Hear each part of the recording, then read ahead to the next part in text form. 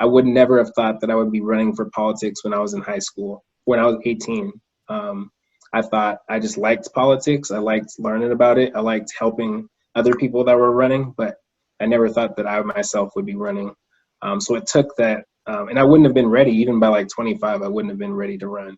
It took that time to really grow in my own identity and what I wanted to do. By the time I was 27 or 26 when I ran, to actually run for city council. So I would just say have compassion, be patient, and figure out your identity and what you really want at the end of the day. What advice do you have to kind of help us talk to younger kids that are our age also, to let them know the importance of voting and, you know, signing up and raising awareness? That's a great question, and I appreciate what you do to help get more young people engaged and politically minded. So I really appreciate that work. I think one of the things I try to do when I talk to young people about voting is make it more relevant to their own life. So how can I think young people like to know, how will my life be different by voting for this particular person versus this particular person, or for this initiative or referendum or policy versus this one. And so painting that picture for them around everyday life and how that is going to change once that policy or that person is now in this position, and elevating the conversation above the day-to-day news cycle that we get. Because when you look at the news right now, it's so divided. And in actuality, voting is so much more. Voting has a history of either providing communities power to leverage to then say, this is the amount of people that are voting in this particular demographic, and so we're going to listen to this demographic. That's why for so many years the government tried to suppress voters of color, especially Black and brown people, from being able to vote, so they can then say we can do whatever we want to do with their housing, with their healthcare, with their local economic development. And that's why we end up with the people and the policies that we have.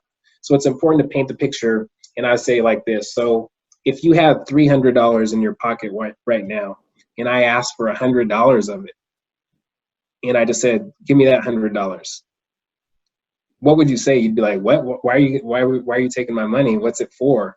And yet we do it every day with our taxes as a system. We have hundreds of millions of dollars going into the prison system, for example, that then incarcerates Black and brown people.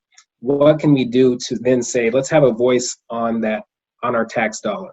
And by doing that, you need to have the people in the right place that are gonna advocate for your values in your community when it comes to voting, and same with policies.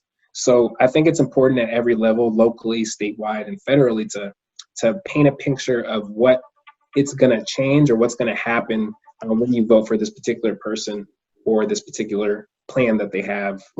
So that's what I would say, is really paint that picture, make it in simple terms for young people. A challenge we face is becoming overwhelmed when looking at the bigger picture. How do we get back on track and stay focused? Great question, and I'm so glad you asked it, because I've been reflecting on that myself.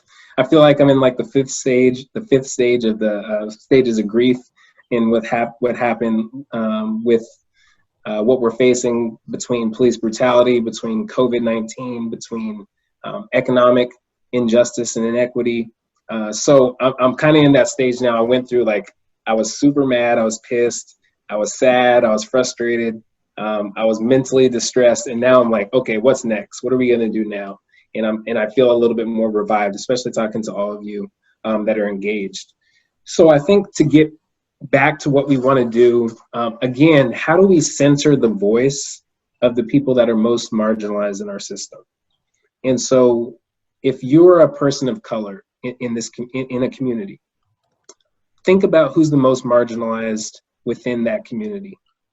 Whether it's one of your Black friends, whether it's one of your Indigenous friends, whether it's one of your Black and Indigenous friends, or whether it's one of your Black, Indigenous, and LGBTQ friends, whoever is the intersectionality of all those identities is most marginalized, think of that person. What can you do to help that one individual in your mind that will then benefit everyone else? Because that's how systematic oppression works. they root out who's the most marginalized and make it difficult for them to do anything or to succeed in any way. And then everyone else then suffers because of that marginalization of the most oppressed. So I really just challenge you as young people to think about who in your own lives or your own community, whether it's family, community, or at school, who is the most marginalized there, and what can you do or what can you advocate for, elevate from their experience to then benefit everyone else. We really want to be able to lift up people's voices and everything, and we also don't want to speak over them. So how would you go about balancing those two things? Great question, and thank you for that. Sometimes it's as simple as asking them, asking what they want from you, and doing it in a way where you have a sense of cultural humility. Saying, hey, I recognize my privilege in this context, and I'm able to speak on your behalf if you'd like me to. But I also want to give you the option to be able to speak for yourself, and I can provide that platform. It's something that I did a lot on city council because I had that position where I was up on the dais with other council members and the mayor, and there was a lot of community that didn't have that privilege to be there. And so what I would do is I would throw out a specific policy or plan from the dais and say, hey, we need to focus on this. And I see in the crowd, we have about 3 or 4 people. Of course, I had already talked with them previously, and they said they'd like to speak. And we need to give them space to be able to provide their citizen comment around this particular issue. And so it would center their voice in the conversation, but I would just provide that platform. So I would just check in with whomever you think you would like to provide space for, to validate whether they would like, first validate their experience, and then second validate whether they would like to share that experience or whether they would like you to be able to share that experience from your point of privilege that you may have. Thank you.